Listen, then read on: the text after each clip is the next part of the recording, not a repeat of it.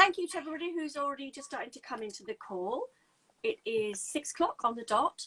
My name is Kate. I am the director of the Big Draw, and super pleased to have a long-standing, I'm going to say Confederate there, but like long-standing we're just long-standing. It sort of is long-standing collaborator, artist, educator, teacher, tutor.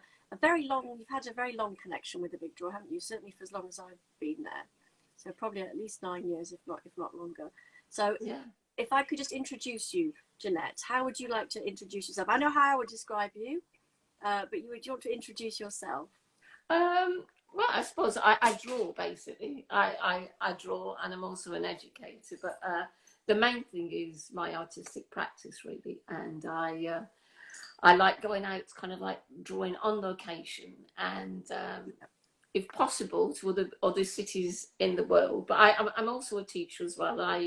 I teach at the Royal Drawing School, and we have our own teaching kind of like website, which is We Explore Drawing. We've also got an Instagram, and We Explore Drawing, and we go into like schools and colleges, but we also teach adults online. And at the minute, we're going to be doing something outside as well, so that's good.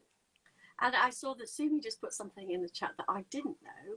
She's put mudlarker in. Yes, yes, that is so. Oh God, I love mudlarking. Yeah, I feel like I love marking, and I've picked up hundreds. This is ridiculous. Hundreds and hundreds of shoes.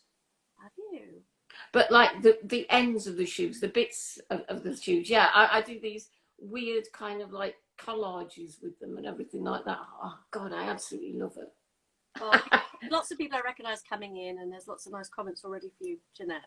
So the way I didn't know about the mudlarking, but the way that I was going to describe you was the obvious. So on my list, artist, tutor, teacher, urban sketcher, but also for me, a lover of cranes. Oh God, Jeanette, I always think of your love affair, your ongoing love affair, your romance. I know. I saw one the other day. And it's very real, isn't it? It's a real thing. Well, this man, I said, what's that called? And he said it's a 650 lead, I think it's called lead head crane. It's the biggest crane I have seen that close. I got so excited I was nearly sick. Oh, it's by it's by what's it called? County Hall. But yeah, I know you are. I mean, one of the things that I love about it is that often when you're drawing buildings, you know, there's nothing above except kind of like clouds. But if you've got a crane that moves round, you've got all that kind of movement. And at the minute, I'll show you afterwards, I'm doing a big drawing of Battersea Power Station. Well, the new Battersea Tube, and I've done it for years and years and years, but now they've got all these kind of like fantastic new buildings by Frank Gehry and Foster and Grimshaw, and but I'm putting my cranes in from a long time ago, so I'm quite excited. I'm kind of doing a dual thing, putting things from when they was like being built, and now it has been built, so I'm quite excited. So Brantford Studio, our flat is full of boots, boats and nails. So what did he say? What did he say? Rude? Our flat is full of boots, bones, and nails. Oh yeah, it is. It's terrible. We used to share a balcony with this lovely old gardener, and he used to garden for like Buckingham Palace and Windsor Palace, and I just used to like push my chair that way and see all those beautiful blooms, and he said, "But Jeanette, it's not fair. All I can see is all your rusty crap." that you've got from, like, you know, it wasn't fair, but I hold up, I come home with like masses and masses of these things. In fact, I think I've seen it here. Hold on a minute. I mean, the people who are just coming in, they may be thinking, what on no, I've lost this? This is mudlarking, this is old boots and bones and nails, but there is a what have you managed to find? Well, no, it's about the history of London. It really is kind of like the history. And when I found all these kind of like shoes, it's by, oh no, it's secret. Yeah. Do you know, if I tell you, you'll nick all my shoes, won't you? No, but it's by it's in Rotherhithe, and it was when the kind of like that's where the Mayflower set sail down to Southampton. I found all these kind of like shoes and different kind of things. So I'm putting them on lots of different things. I'll show you sometimes. It's quite interesting. Yeah. But that, I mean, that was sort of wanted to introduce. So I think probably a lot of people will already know you on the call, but to do the sort of more sensible end of things, I should say that we've got up to about an hour, so we'll probably be wrapped up by about 7. So hopefully people can stay with us till 7. Obviously, this is recording live. What we'll do with this will stay on the Big Drawers Instagram account, so people can revisit it, or if people haven't been able to come, because obviously different times suit different people, they will be able to come back, Jeanette, and watch you on Instagram at a different time, and we will also download it and upload it to YouTube. So there'll be lots of opportunities for people to revisit what you've got to say, Jeanette, if they're not able to make it live. So there'll be lots of different opportunities. So just to so that people know about that. So just before I came and I started to make my little list of notes, thinking all the different things that we want to talk about, because Jeanette and I have known each other for a long time, and we could probably talk about cocktails, probably. As you may Where's the best bars? I've gathered. So we're going to have to keep each other on track and stay focused, otherwise we're going to get off track onto all sorts of weird and wonderful things. But the notes I started to make was, when I think of you, so I do think of cranes, but I also think about the types of the work, the type you practice, the drawings, the sketches that you do. They are always, well, what I wrote was they're often there's a backdrop to them, isn't there? The context is something around regeneration, a lot of change. They're basically they're sort of sites in flux. They're in the process of change. They're not finished yet. They're not complete. No. There's still things happening to them. Some people might find them really quite ugly spaces. That's not aesthetically pleasing. Some people might call them those liminal spaces. But it's those change. It's those spaces, isn't it? They are constantly in change, and you go and you capture them, the dynamism of them, and then probably the day after it will have changed again as things. Yeah, I mean that's what I find with your work. That there's a real dynamism there in the line and the movement. So it would be good if we could maybe start a bit, because you are clearly drawn to, I know we want to going to talk about the Olympics in a bit because of the 10-year anniversary, but those sites in flux, those capturing something before it changes. Well, you could say for the worst. Some people might say over gentrification or whatever. But there's a lot of ideas about things that are changing, and I talk to my students a lot about this. I mean, I like the history of the place. I really, really like going back. I mean, some of the spaces that I've been drawing for 25, 30 years. So I've seen that kind of change, and I've kind of plotted the history of something like the Docklands. I was at the Docklands for nearly kind of like 30 years, changing things. And I had an exhibition. I was art in residence at Clifford Chance, and I thought, I saw this building being made. I drew this building being made, and that's the kind of like excitement. And there's one I drew behind me. You could just see a little sliver right at the top. Is the new Crossrail, and my sketches that I do on location about A2 or A1 or something like that. But the drawings that I do when I come back are about 6 foot, 7 foot by 5 foot. Yeah, big scale. So that's kind of a drawing of the Crossrail station. It's just as it was being finished, so it's got all the kind of like movements and all the kind of like cranes just going and things like that. But I was commissioned, I think it was over 20 years ago, to draw from a building which the FSA had. And I was drawing the same space and there was nothing there. I was drawing the dome, but when it was the dome before it was the O2. Yeah. So there was nothing there. So actually, I get very excited that I've actually seen this kind of change. And I do use these different elements when I come back to do my big drawings, because it's part of my practice is actually walking around, looking at things, doing things from imagination, but also kind of like I'm going through. I mean, I did my store. I tidied a little bit my store, and I found some drawings I did 40 years ago when I was like a student, when I was 17 or 18, and I'm doing the same things. They were gasometers, and I've just finished a small commission, and they were gasometers. Oh God, I did this 40 years ago. So we were trying gasometers. That's gasometers. Yeah. Our town had these 2 gasometers, and we had a disco. We had a disco, and it used to be called Cloggers, but they changed it to Monroe's, And when people who didn't know the town asked somebody, they'd say, where's this disco? And they say, bike gasometers just behind abattoir. And that was our disco. So Munro's was next to the abattoir and the gasometers. So it's always kind of like fascinating me the way that gasometers go up and down. Well, they don't now, do they? No, maybe not now. But I mean, so I mean, you've referenced a bit. I mean, you're obviously not from London. I'm not. I'm actually from. And you do obviously. I mean, it's almost a pointless question to say, do you draw every day? Because you so obviously do draw every day. It just exudes out of you just as you're talking. But you know, you're talking about the nightclubbing and all the rest of it. Tell us a bit about growing up, where you grew up, and what you like to draw and the surroundings that you saw there. Okay, I mean, you might be very surprised. It was absolutely beautiful countryside.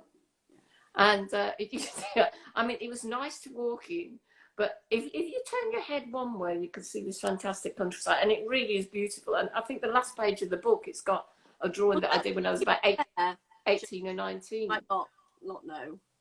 Pardon? Tell them whereabouts you were going.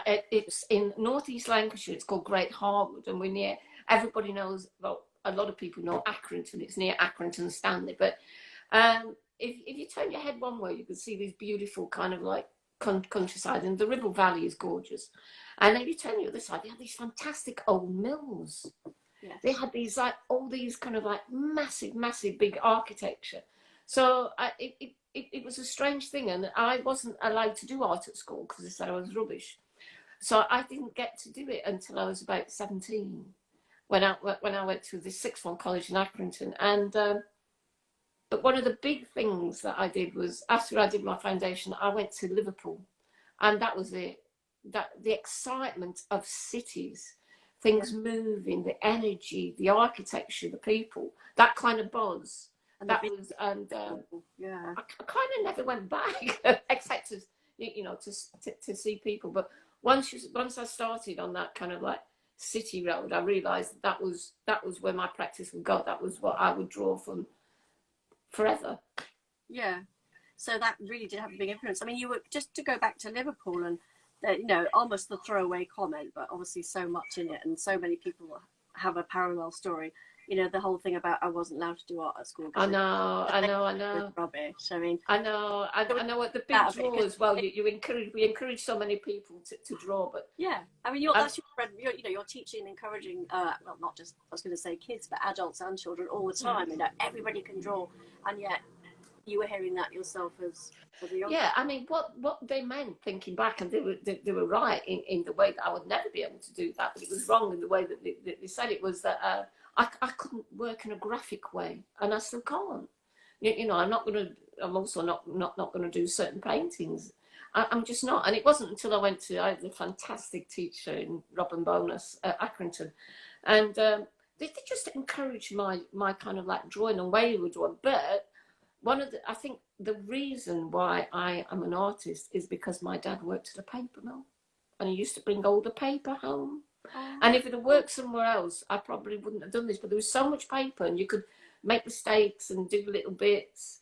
And he bought just me lying around the house. I know, and he bought me a Disney book, and I just drew out of that Disney book for about over 10 years, all the time, and comics. Just practicing copying and practicing. Yeah, and comics. But that Disney book, which I've still got at home, it's it was my lovely old dad. He gave me. But he gave me that, but it was the fact that there was a lot of materials around that, because we didn't have much money, so we wouldn't have gone out and bought paper in that kind of like quantity, you know. So yeah. No, that's really interesting. But despite the teacher saying, "Oh, you're rubbish," you did go on, and you ended up. So, what did you, when you went to Liverpool? What were you actually studying? Fine art with I mean, everybody has got their own stories, but I had a tutor called Mike Knowles, who I keep in contact with, and my foundation tutor, and sometimes they call me up and say, "When are you coming up?" You know, something like that. That's really But yeah, at Liverpool, I was in the life room, because I'm actually a lifetime tutor as well. I was a lifetime tutor for 30 years, and I was in the life room, and then I went out and drew the city. And but we had such encouragement. He was such a fantastic artist. And I know that a lot of people at Liverpool kind of had their own Mike Knowles tales and things like that. But it was such an extent and kind of outstanding time. And it was the time of like the music in Liverpool, 84, I think it was the early 80s, 80 to 84 or something like that. And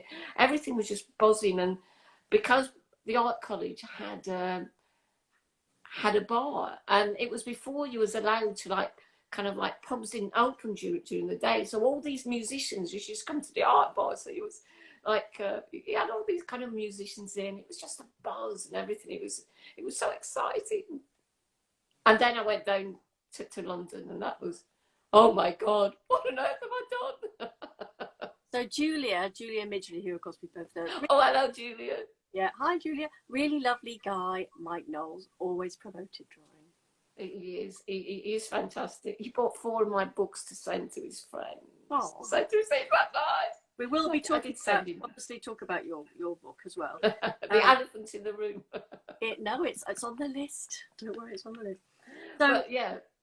So this how you were saying connection, and I just getting back to what and your practice, and you were saying that you think the reason that they said it when you're younger, oh, you're rubbish and all the rest of it, because you were saying that it wasn't like graphic drawing. So when you say that, I mean because it wasn't it wasn't tight and like it wasn't tight or colourful or neat, and so it will never be. It will never be like that. For some reason, I always like seeing the energy in things and movements, and I allowed things to actually kind of like move around on the paper. I'm happy to take things out and shift things around, and it was none of that. You had to be perfect. Yeah.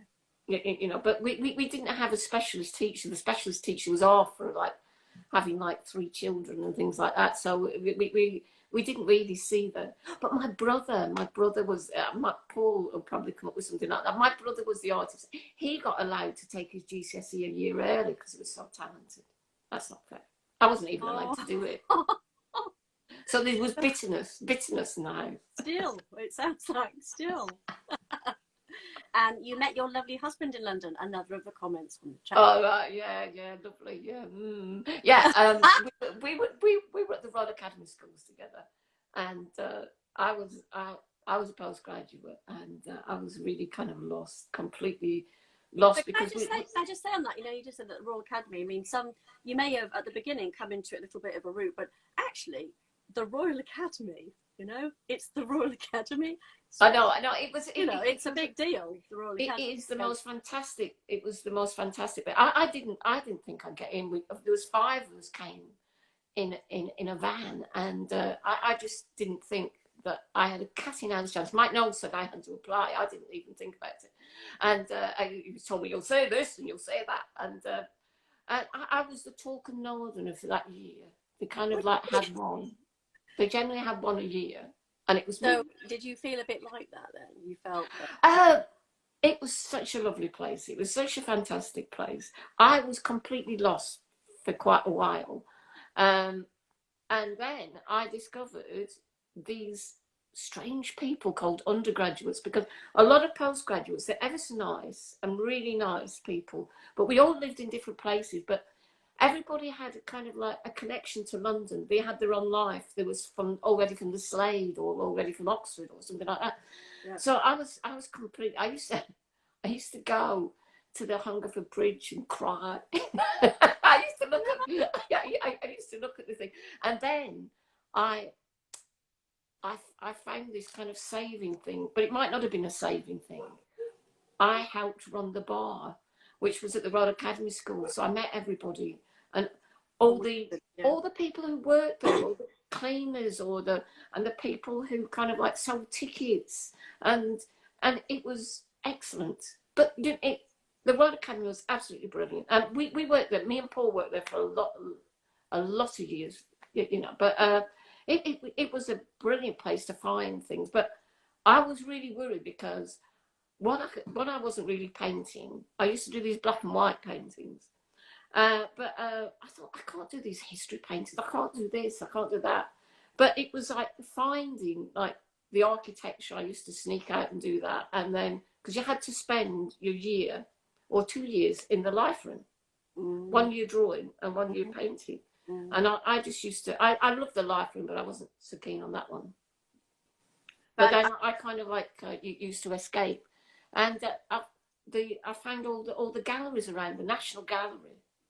The National Gallery is the most amazing place. The first time I went in by myself, I was stood in front of the Titian back at St Avenue, and just cried my eyes out. Oh. So I was at 2:00 in the afternoon when everybody was at work, and I was there.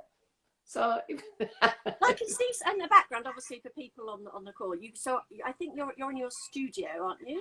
I am, yeah. So you're in your studio, and I can obviously see some of the pieces in the background. And you know, to what you were saying before, I suppose what we were both sort of talking about, this idea of. I told you I'd wave my arms around everywhere. Yeah. Well, that's why I'm worried about this coming on, because that's what I say to you. We both have to, gaffer it down so we can wave our hands. What I'm trying to say is the movement, the dynamism that you have in your drawings, in your sketches, I think is incredible. And, to what you were saying about that silly teacher all those years ago that said, oh, you're rubbish. Well, when you see what you capture with the line, and you were talking about, you're not frightened to move things around. Now, I know you're a lover of charcoal as well as cranes, but can you tell us a little bit about maybe some of the materials that you do, your go-to materials? Yeah, I'm going to shift this a minute, Kate. Yeah, about that idea of how you move stuff around. So you can see, some of it, studio tour, absolutely. This is what I'm doing at the minute, which is Battersea Power Station, and it really is about putting things down. This is about 6 foot or 7 foot, and it's about putting marks down and kind of like moving them along, and allowing something to appear without kind of like fastening it down too much. Yes. And but sometimes I do. I don't know. I'm really rubbish at actually doing this, and probably end up. No, I will sit down now because I won't be able to. But I've got some stuff here. I really like. I do actually do a lot. People don't realise I do actually do a lot of pencil work, and I think this is what I was kind of like showing you the other day. Yeah. And this is I like. So there's my famous cranes. Okay. Yeah. And the job of cranes and traffic and people is to move. And I can understand how people kind of like have them just very, very still. So I really like the way that the kind of like line kind of like moves in and out. Yeah. But I very rarely do a finished sketch. This is for an auction, a charity auction. I very, very rarely. I mainly do things like this, which are tiny little things that are not finished. I like my planes as well. And it's just a kind of bit of the thing. So I do tons of them. I do insane amounts of these sketches that are kind of like littered. I don't know if I can say littered on the floor, all over my room, It's the paper, isn't it? All those years on, the bits of paper everywhere. Yeah. My dear old dad, he just gave me this love of paper. Yeah. And I actually used to pack. That's it. I used to pack the paper at the holidays, when I wasn't working in a bacon factory. I did actually do that. I wanted to just go back to some of the ones that you were just showing us. Again, that sense of movement. And I was saying when I saw you, we caught up in the office the other day. I think there was one that you had, and it was the bridge and everything. And you just had these they were just little marks, little smudgy marks, but they weren't. They were loads and loads of throngs of people bustling around at the station, shoving each other, pushing each other. Cities are like that, aren't they? I have to put them in. If I see a drawing that's on the floor, that's a bit dull. I've got to do something about it, And it's and it was only during, because I use compressed charcoal or charcoal itself. But I do go out and do what's it called? I do go out and use kind of different things sometimes. But it's mainly pencil. Usually a 4B pencil. But during lockdown, we couldn't do that. So it was the first time that I'd started using pen. Ah, yes. You know, and let me see if I got some, that was quite different. I've got things here. It was actually being able to use kind of like pen to make that kind of thing, which I haven't before. And I also did a lot of kind of like working out of the pen with chalk, because I quite like things that, you know, sometimes they can be too figurative, so I take them out. I always say that I'm a figurative artist with an abstract heart, because I do think that a lot of the marks or whatever are quite abstract, and I really enjoyed that kind of like thing where you have to you have to do that. That's it. Sometimes it's kind of like really kind of like capturing things in the sky, and this is my. It's only very very recently I've used pen. This is two kinds of pen. It's like a grey and then a white, and then I might use a chalk. And it was, to be honest, it was the artist support pledge. The fact that it's in lockdown, yes. Yeah, and I suddenly had to do smaller pieces. We suddenly didn't have any teaching or anything, and I've never done anything like that before. Yeah, not finished. I was saying that it really impacted on a lot of people changed direction their practice. Well, Matthew Burrows, you know, Matthew Burrows was amazing. You know, the way he kind of like got us all together, got it out. You know, that we had to do something, and you know that there was something that we could actually earn. You know, suddenly just that was it. You know, a lot of artists are just freelancers.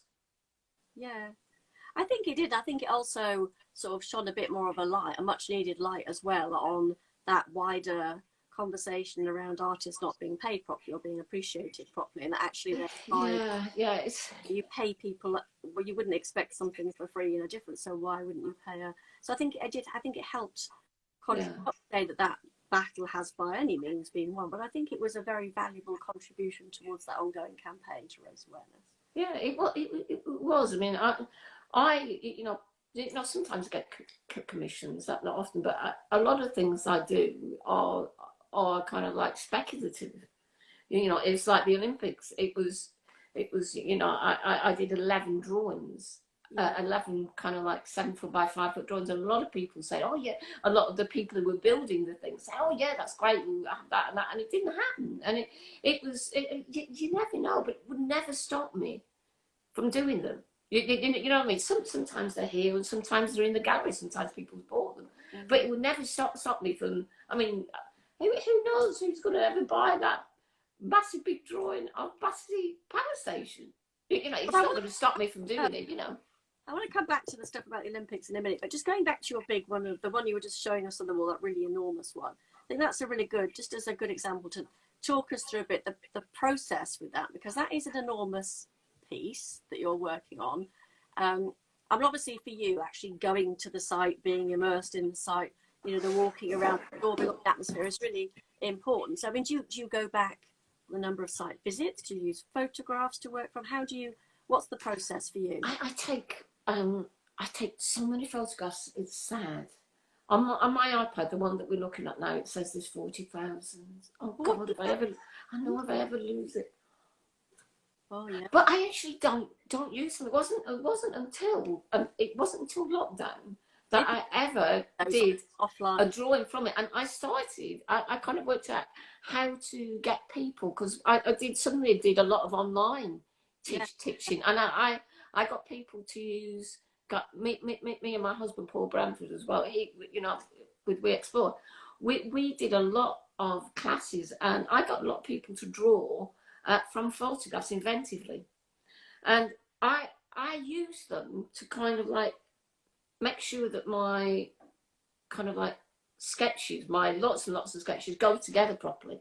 And it's only in sometimes in printmaking do I use photographs. But no, what I do is I just go out and make tons of ridiculous amounts of sketches. It's not a tool really for you to help you remember. Yeah, I mean, I have actually no visual memory. That's bizarre. If you asked me to go draw a crane today, I probably wouldn't be able to do it. But it's very strange. But I get my students to actually do imaginative drawings, and the other night when you had the last week when you had, I can't remember the artist's name you had, who you was talking to, that young woman who did an architecture. Yeah, and I was, because she was saying, you know, draw all the time, and I was actually drawing a little. Well, I was drawing of King's Cross Station. Always drawing. Always, if we're in a conference or a session together or a workshop or something. But it's like you're always scribbling rubbish. It's never something you go, oh yeah, this is it, you know. And I don't have precious sketchbooks. I rarely use sketchbooks in kind of like daily use, because all my pictures are loose leafed. I've got to put them on the floor. And so there's a lot of kind of like writing in my sketchbook. I did actually find a couple of words. And, you know, sometimes they're just kind of like ideas things. I mean, you wouldn't know what this is Stratford Station with all the stuff on the top. But, and I've just found it over here, sometimes I have to do incredibly detailed stuff. You know, this is the new Frank Gehry, and it's absolutely bananas. It's all kind of like curved round, and I nearly cried when I had to draw that. I had to stay there for a long time, and I was like, it took me ages, and sometimes a little 5-minute thing could be as important as that. And that's what I find interesting about going out. I have to be on location. And I love going to like New York and Shanghai and different places, and it's very different than having all that information in London. You know, because I can go again and again and again. And when I do go to New York or Dubai or something like that, it's for a week or 6 days or something like that. So I have to work like a maniac. You know, and it's very different, either kind of drawings. So you touched on commissions a little bit. You know, obviously people do commission. I suppose I wanted to just put on the record for this thing is that I would have thought that if there are any either on at the moment or watching it afterwards, any architectural practice or engineering firms that are obviously, I would have thought that Jeanette's work was absolutely perfect for your. Thank you, Kate. I would have an absolute shoe-in, you know. There we go. You've already so you mentioned Paul. So Paul is your collaborator in crime, and so the co-author on your book as well. Yeah. So can we talk a bit about the book that's come out recently? I think it was with Batsford, isn't it? Yeah. Batsford. They were an absolute delight to work for. They were really good, and I wasn't sure about doing it to start with, and then the lockdown happened, and then we said, yes, it would be kind of like lovely to actually do that, and you know, we decided to make it a little bit more kind of like user friendly, because there's so many kind of like urban sketches books out, and they're fantastic, they're great, you know, but we wanted to also make it, of course, kind of like for our students as well. You know, it's you know, from beginners to people who have been working for a long time. So we decided to make it an A to Z, so you could actually, you know, go through. So and you know, but you could also get I think one of my favourite chapters is cable cars, cranes, charcoal and cocktails. You know what I mean? I think you see in very many. You know, cranes and things like that. But I think, you know, if you're going to go for it, you might as well go for it. Yeah. You know, as you were saying, it is very user friendly, isn't it? It's accessible, and I think it's also joyfully written and fun. It's not. It doesn't dumb down at all, but it is also an accessible book. No, we just wanted to know. I mean, both myself and Paul are really excited about when we teach, but we enjoy making it work. I mean, Paul is not an urban artist in any sense, but most of the colour things are his in here. Yeah. Because we do use it for teaching, you know, and we can actually do all these things. But it was brilliant getting all the drawings from like Dubai and Las Vegas. And lots it was lovely because you did have a bit of an exhibition as well, didn't you? And we did. Paul's colour pieces of Yeah, that's it. alongside your work. That was really, I think that was really. Yeah, it was really good. We had some lovely friends, Mike Joslin, and he led us this lovely place to actually put it up for the night, and we put all the, well, as many kind of examples as we could around the walls, and people came, and we had a fab time, and it was really good talking about how we worked, and you know what we wanted from the book, and just seeing people, and it was great, because it was just kind of like after lockdown and everything like that, so we could actually, everybody could actually just run out and come in, and it was such a lovely thing to do. We got a lot of lovely kind of feedback, but hopefully it's kind of an enjoyable book more than anything, I think. Yeah.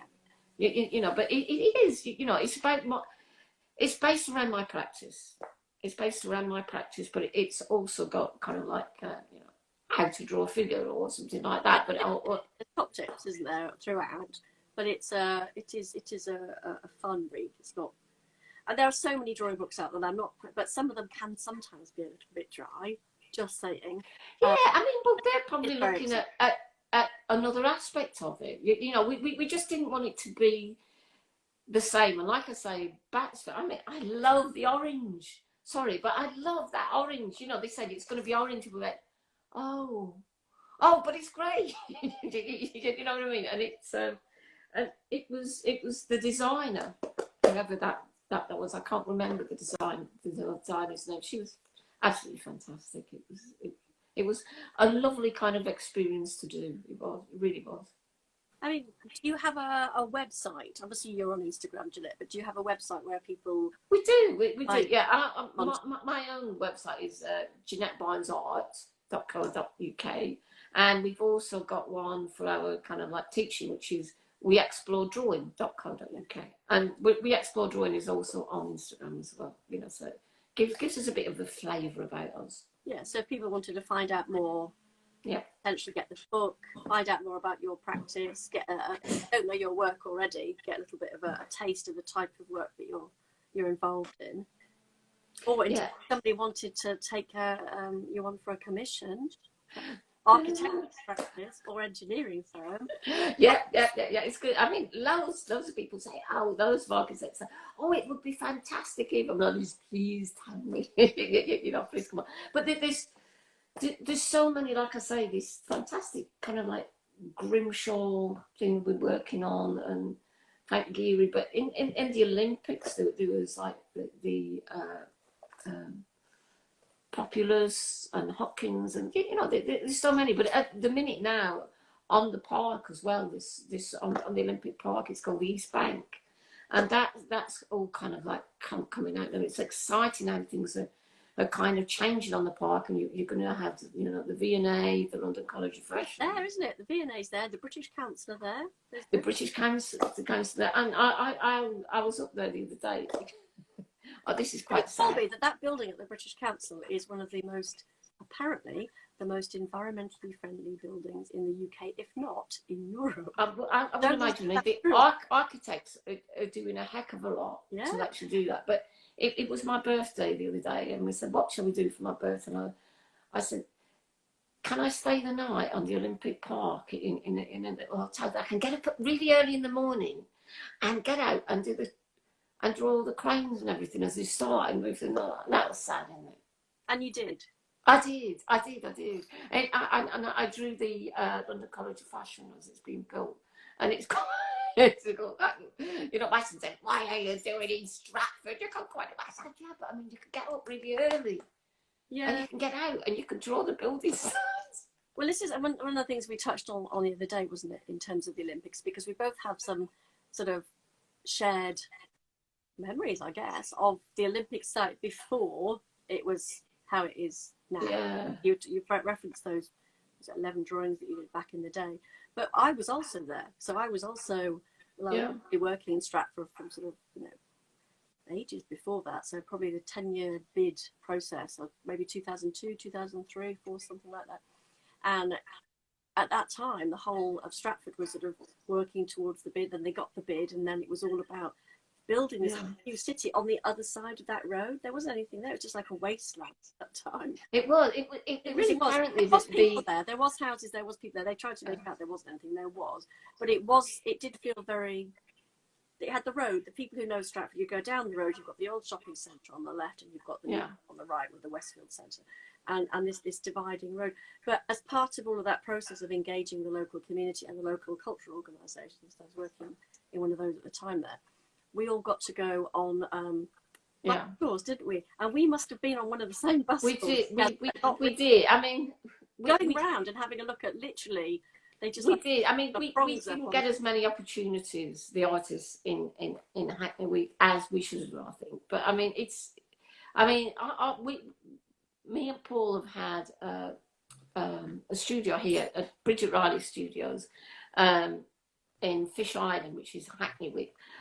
Is that where you are now? Years. Yeah. This is work for over 20 years, and so I could see that, you know, we could see the change. Nobody would go over there, but there was a lot of like small. People forget there's a lot of small businesses and things like that that had to be. There was lots of businesses there, and they did move a lot of them on as part of the. They did, and you know, there was good aspects and not that good aspects, but actually to be there on my doorstep, to have suddenly all this crane land and all these buildings are being made, because when I do drawings, it's not about one moment in time.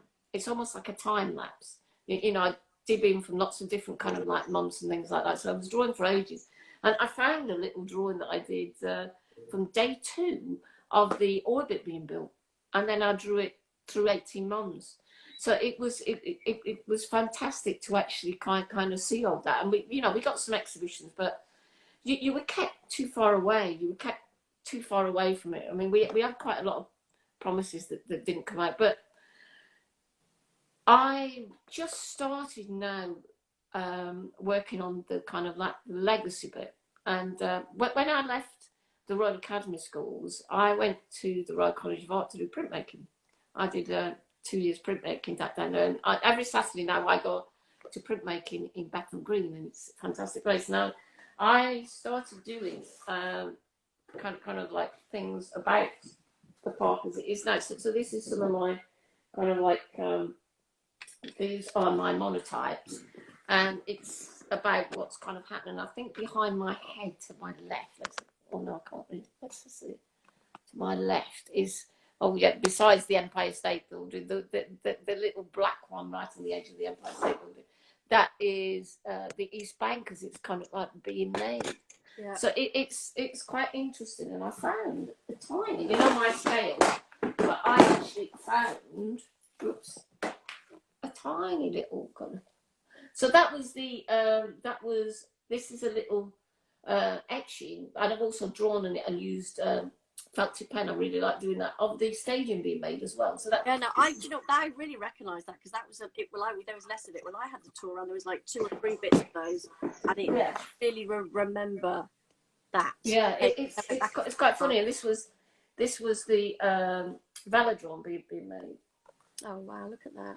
Look at the and so although I do the big things, I'm also actually kind of printmaking and things like that. I do other things. I mean, and that behind me, let's just have a little look, is a Giclée print of the aquatic centre being built and the start of Westfields. And so even although I do these 7-foot drawings, I do kind of like prints of them as well, so that people, don't feel too overwhelmed with them, and they can have them. But there was so many things going on. I know that a lot of people didn't particularly like it, but I love the orbit. I love drawing that orbit. Yeah. It was amazing, and we weren't really. I didn't get a ticket to go on it. I mean, I got a day ticket, but I didn't get to see the Olympics, and I know that a lot of people around here didn't get to see the Olympics. I don't know anybody that got to see the Olympics. Yeah. We didn't. No. Up the road in Walthamstow. No, we did get to the Paralympics, and they were great. Yes, yeah, we did. Which was fantastic. Which was fantastic. Yeah. And it's quite interesting now going past, just walking from Stratford, you go past the the West Ham Stadium now, and it's massive. It's massive, and you know, I haven't been into the velodrome for a while. I did some drawings of the cyclists because I really like the idea of the movement, obviously, and it's quite interesting. But you know that people now got this fantastic park, and you know they've got these kind of like big venues that can be used. I mean, you know, the aquatic centre and things like that. It's amazing that it's in Stratford, because I mean there wasn't much in Stratford beforehand, but so it's quite interesting how it's kind of like changed. Paul just said you had a pass to use the VIP lift in the orbit. Did I? I can't remember that. Did I get that? He would remember that. He would actually remember that. I mean, I tell you what, one of the nicest things was they used to let me go up to the Shard and draw. They used to let me go into the Shard and actually draw, and that was fantastic, because it's lovely. I mean, I've also drawn the Gherkin as well as it was being made, and I'm obsessed. In the book, there's under K, it's Know Your Enemy, and it's all the things around the bank, near the Bank of England and the Royal Exchange, and I've just drawn there for nearly 25 years or something like that. So Paul said it was Know Your Enemy, and the amount of things that have kind of changed.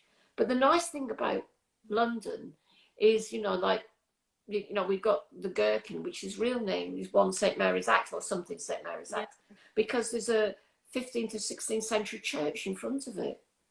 And then there's a 1970s buildings next to it. And then there's something like a 19th century thing like that. So the idea of the city kind of like reinventing itself, and actually all of us actually cheek by jowl.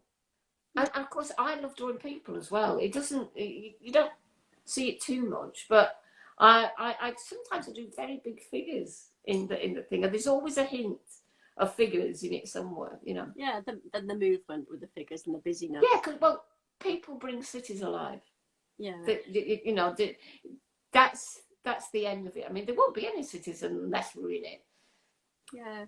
Well, I think it's going back to sort of where we started. I was saying about this idea of, you know, you're really capturing those spaces in flux, those areas where there was a lot of change happening, but not in a static way, almost as a how do I explain it? Almost like a drawn film. I know, for me, in a way, you get that sense of the dynamism of the different pictures as you're moving along, rather than static photos over a period of time.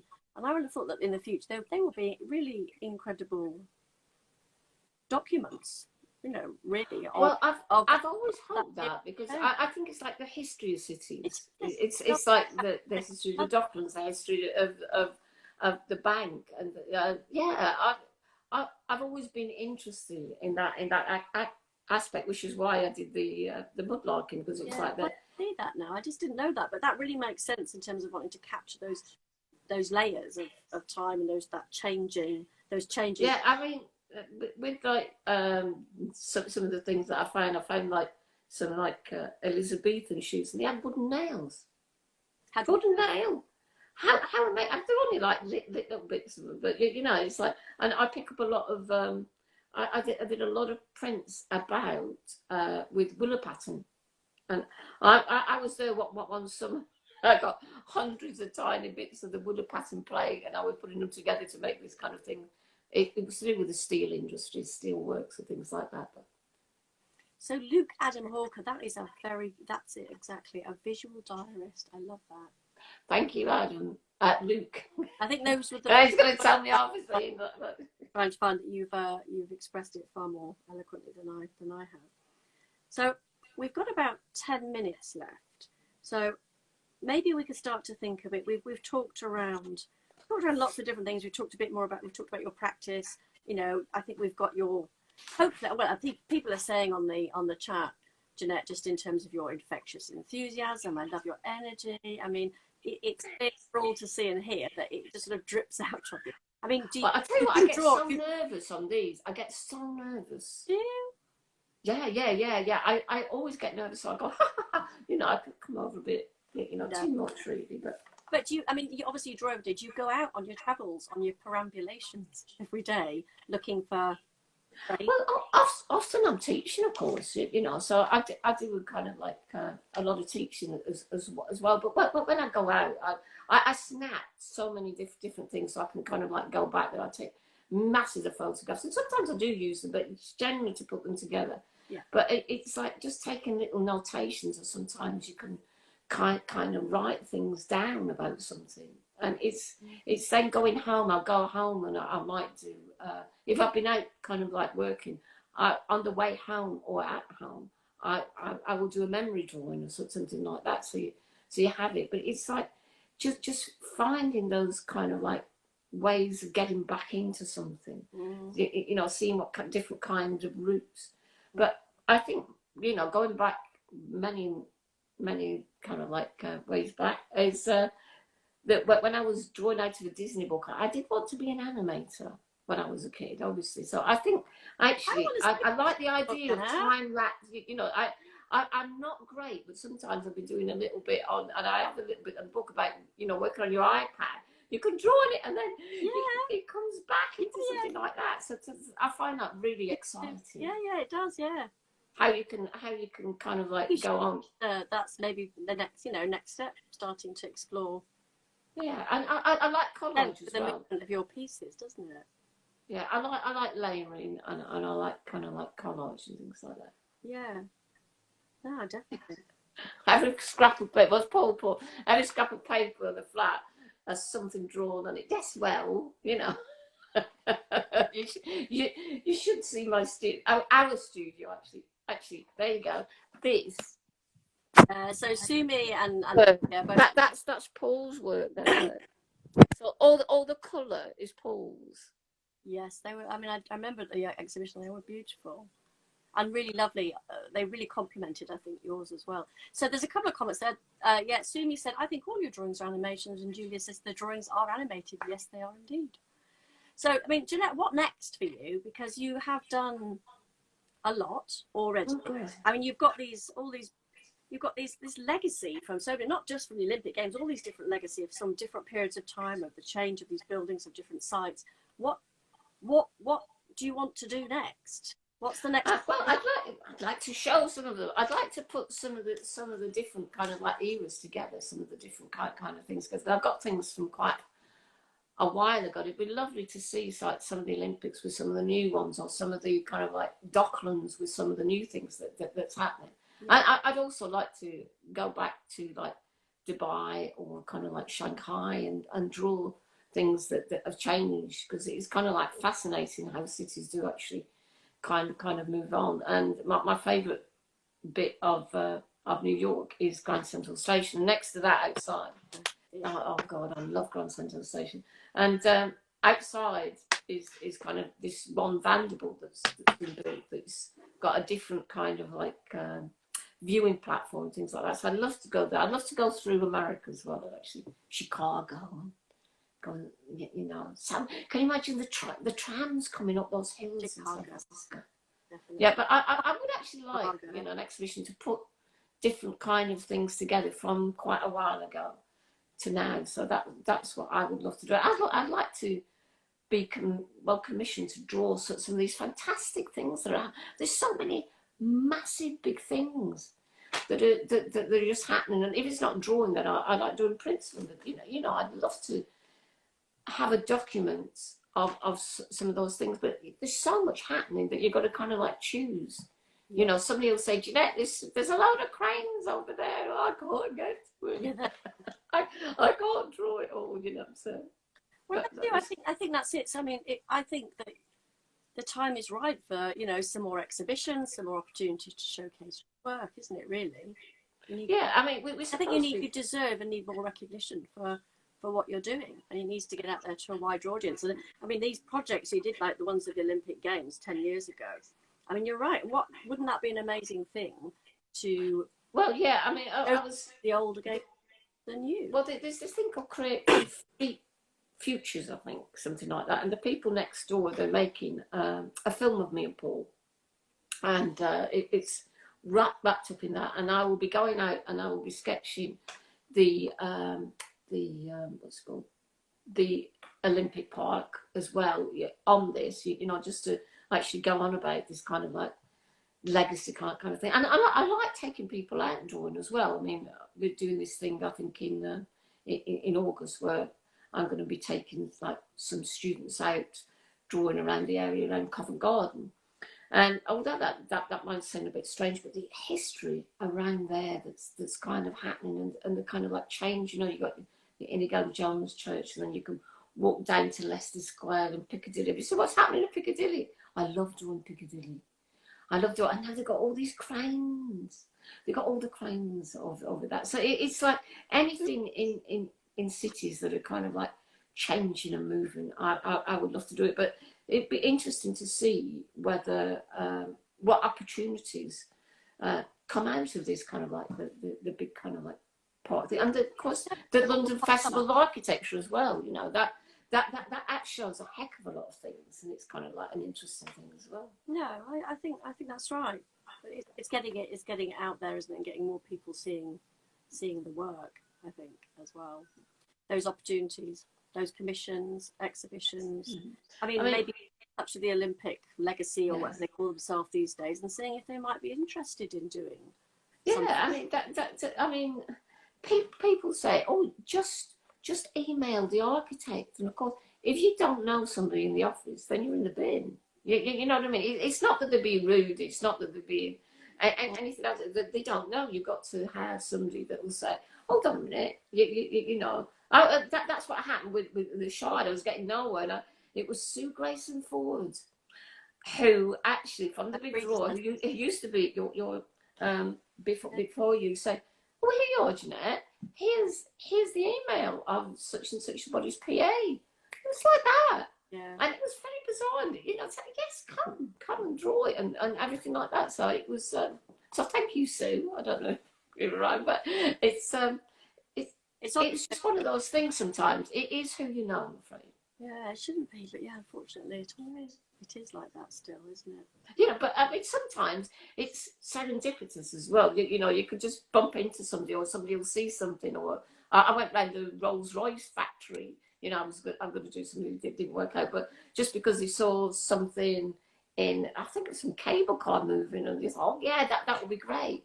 So it's quite interesting if you what happens in life. You know, these strange bits of kind of connecting. So, Jeanette, I'm just looking at the chat now because we're just approaching the end, but that's just to see if there's any questions that we've missed. So someone's saying, sorry. A new car, what does that mean? What's Luke saying you got? Luke has said, do you draw one another? So I presume he means you and Paul. Not as much now. Not as much now. Yes, we used to. We used to a lot, but not as much now. I think we were 6-11 each other really as well. You know. And we've got one underneath that's from Trusty Dunstall. Oh, a factory. Well, I was invited to go down to the Rolls-Royce factory, and they was hoping that I'd get to actually draw some of the cars that were moving in. Well, the question is they've missed from the beginning. Do you draw outside always, or from photographs? So we did cover that earlier in the session, didn't we?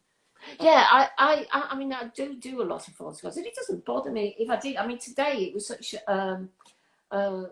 part of it was so strange. I did look at a photograph, but I don't stand there with a photograph and actually kind of draw. It's not about that, because what I do is I do my sketches from different angles. So all my drawings are something slightly different. That's why they move a little bit. I might be very near, I might be very far, I might be sat down, I might be stood up, I might be across the road, I might be 10 meters that way. So it's not exactly, things aren't exactly the same. So I can kind of like cherry pick my angles a little bit, and I can work out exactly what I'm going to be kind of like showing. You know, it doesn't have to, it might not be full on. I'm having a lot of difficulty with with this Battersea underground station, because I've done some drawings where I'm looking full on and some drawings where I'm looking across the street, because there's different bits that are really interesting in it. So the kind of architecture behind it is kind of like moving a little bit. It's so difficult to actually decide, but I never stand there just exactly in one place and do a drawing really. or I might do different scales, or I might use a different material. And I think that's good for everybody to do that. You know, you know, sometimes do something for 5 minutes, sometimes do it for a longer time, sometimes do it for different kind of times as well. I think that's good. And at the end of the day, you're going, oh, I want to go home. I'll find some crappy bit of crayon right at the bottom, and I will do something different. You know. At the last minute, you find something, another thing you want to draw. Yeah, we've got a couple more. So we've got oh yes, so your factory visit you've talked about. Yeah, Julia said no cranes in Provence. Do you remember? Oh yeah, that's it. I had to Julia very kindly invited us to, I can never remember, I think it's the anniversary of Cézanne's death, I can never remember. And we had to go, we went to Provence, and we went to a little gîte or a small chateau or something like that, and actually drew Provence, where it was about Cézanne. It was the anniversary, it was 200 years since Cézanne died, and I didn't mean to do it. But I accidentally broke Cézanne's desk. You broke it? I did. You actually broke the desk? I did. Was it like a museum, Jeanette? It was. It was in the museum. Yeah, actually, maybe I shouldn't say that. Maybe I pulled out a drawer and it kind of all fell together. Well, it was probably broken already. It was probably broken already, but it was fantastic. And actually, I did, which was very bizarre, because I actually do like drawing. I never draw trees, but years and years ago I did. And I had to do somebody who bought some of my work before, he bought some very big kind of architectural work. He asked me to go and draw a chateau in France, and that was amazing. And that was near Toulouse. It was a massive, massive big thing. And I had to do all these little kind of like sketches. And Paul, my husband Paul, and my son, they wouldn't come with me. It was like a free week in a chateau with a pool. And yeah. And you know, there was 10 bedrooms, and it was an entire chateau we had to something. No, nobody come with me except my friend Carol, who then just spent most of the time by the pool. It was lying. My dad was like, "They're going to," and she was like lying in the, you know. So I'll do anything, mate. You know, I've no shame. And then you said your work feels straight from the future-ish. Love your work. That's James Hobbs.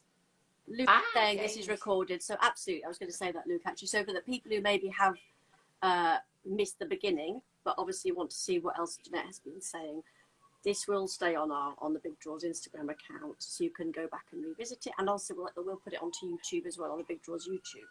So we're at just a few minutes past 7, so we need to start to wrap it up. So I think, do you have any final top tips? It's always good to end up in a top tips. All right.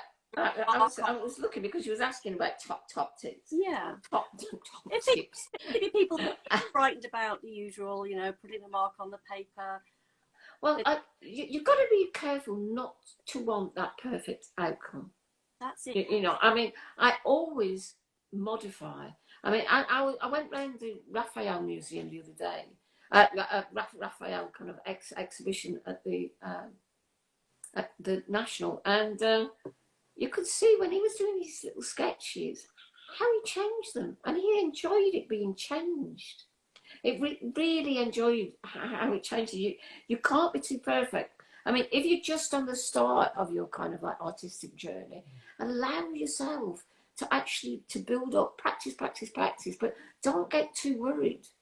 I mean, sometimes people say, "Oh, I hate this drawing." You know, I'm assuming, "Oh, I hate this." You know, like that. And I do as well. It's awful. And I say, right, we're not seeing that. First of all, you might not particularly like what you're doing. That's okay. You know, we have to have judgment. That's okay. But tell me 2 things you do like about it. Yeah. You know, start with a positive. It doesn't matter what it is. You're not allowed to tell me anything negative until you've told me 2 things that you like about it. Then, what do you need to change? What don't you like about it? And how can we do that? And it really is about doing. I do it all the time, and we were doing some drawings at home, and I made the scale too big or too small. Sometimes I stick something on. Sometimes I rub most of it out. But you know, don't just keep rubbing out and having nothing at the end. Use, you know, I use a rubber all the time, you know, but use it to change a little bit, but make sure that you actually just carrying on. It really is about putting things down, and people worry so much about perspective. You know, perspective on my head. You know, if I look at it that way. But what I do is I'll put one thing down, and then I will relate it to something else, and then I will relate it to something else, like Spider-Man, like a little Spider-Man, relate it to something else. I mean, and also put your verticals down. Verticals have no angles. But make sure that when you put something down, you don't put something right at the other side and expect everything in the middle to work. Because that doesn't work. So you start in the middle and then kind of like work out. And if I have a quite, perhaps maybe I'm in New York or something like that, and I don't have too much time, and there's a very kind of like a complicated building or something like that, I will get the side of my graphite stick and I will maybe make a kind of like silhouette with it, and then draw into some bits. You know, draw what I want to do. But a lot of it, you know, it says so in the book. But I've very, very rarely have a finished drawing outside. I don't. I have lots and lots of ideas for it, and for me that's enough. Everybody has their own kind of like ideas. Oh yeah, you don't need to. I've got it down here. I was a big good girl with my tips. You don't have to fill everything in. Leave things out. I mean, I'm terrible. I put too much in. But when you're outside, you don't need to do every window. We're adults. You know, you might make some kind of marks to indicate that, and you might put one or two fuller kind of like finish things in, but you don't need to. I mean, you might want to, but if you've got a short amount of time outside, and maybe it's, you know, you're starting on a journey or something like that, don't put everything in. You know, indicate. I do say, the one thing I do say to my students is sketching is like texting. If you want to text a long message to somebody and you haven't got, you know, a long time to do it, you abbreviate. You leave letters out, but you can understand the whole word. Yeah. Or the whole meaning of it. Yeah. And people's brains fill in the gaps, don't they, as well? So yeah, exactly. I mean, I put too much in. I mean, I get told off at home. My son said, "You've done it again. You put too much in. You know, you filled it. You filled every space." But the thing is, you know, then I might kind of like take it out. So yeah. That's wonderful and wonderful tips, and something we would absolutely endorse at the Big Draw. And there's some of the comments on there. So, well, firstly, process over result, absolutely. So we talk all the time at the Big Draw about process. It doesn't have to all be this polished end product that is so-called aesthetically pleasing for an external audience. It might not even be for them. It might just be for yourself. But also that mark making with meaning has so many different ways of being, doesn't it? So play around with your materials. I mean, if you come on a class with me, that's one of the things that we do. We do like a word play, something like that. We play with our materials first. We also do imagine, even if we're going out sketching, I'll get people to do an imaginative exercise first, because you want to be imaginative in the way that you're actually working outside. Yeah. You know, so when I take people like that, that's what I do. Play around with the materials first. Think of some things quite kind of imaginative, and then we go and look, and then, you know, we say, well, what do I find interesting about that? Somebody else might have a completely different take on what they find interesting. I mean, some people, although I can't understand it, will leave a crane out. It doesn't interest them. Do you know what I mean? Everybody, you know, what do I find everyone sees interesting? What do I find important to me? Yeah. There's a lovely comment here I wanted to read out, which I would absolutely agree with, from Kevin Franklin Art. Jeanette is a fantastic teacher. Oh, right, Kevin, if you can grab some of her time, do it. Yes, she is. And it's always our absolute pleasure to have Jeanette, who runs many sessions at the Big Draw and sketch crawls, all sorts of things. And she is, you're absolutely right, incredible. And I think sort of sparks sort of sunshiny energy off her as she goes around and infuses everybody and makes everybody on the group, even if they're beginners, feel that they're doing. Oh God, I once taught a 3-year-old. It was the only one that turned up at the RA did a thing. I once taught a 3-year-old for about 40 minutes. Doesn't matter. You know, you've got to do that. And Kevin was a delightful student. I think we need to wrap it up now because we're at 10 past and we don't want to start losing people. But unless you have anything, what I'd like to end on, Jeanette, is just how to get in touch. You know, if people want to look at your work and get in touch with you. And obviously I'll say a few bits about how to get in touch with the Big Draw as well, if you're interested. But is there anything that you'd like to sort of leave on, Jeanette? Any final thoughts before we book? I say we explore drawing. I will be taking. We have got an event on Eventbrite, so I will be taking people out. I think it's the 20th of August around Covent Garden. So we will be doing. And I'm sure the Big Draw will be able to help share that. And that's it. I mean, we might.